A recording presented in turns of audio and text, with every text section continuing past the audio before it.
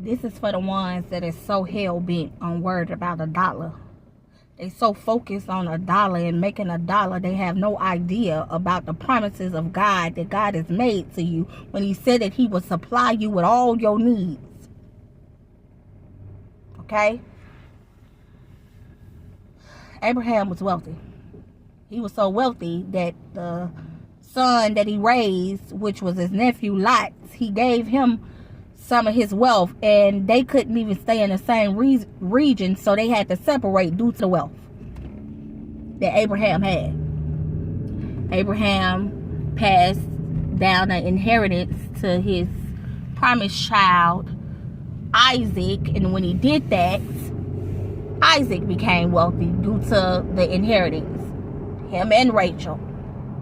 And then you had him and Rachel, they messed around and had babies, 2 twin boys, Esau and Jacob of course ended up with the inheritance that was passed down from generation to generation, and Jacob would soon have his name be changed to Israel, and so Israel had children, 12 to be exact, right? Well, one of them just so happened to had been sold, right? Which is the story of Joseph. Yeah. Okay, well,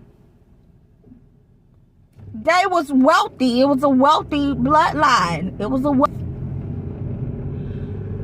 But those that are familiar with the story of Joseph knows that Joseph eventually, after all that his brothers had done to him, the other brothers, the eldest brothers had done to him, he ended up being in a position where he had something from having provision from God that was in alignment with his destiny, which was in alignment with their with the family's destinies and etc., right? He messed around and ended up being in a position where he had something that money, aka his family's inheritance, couldn't buy.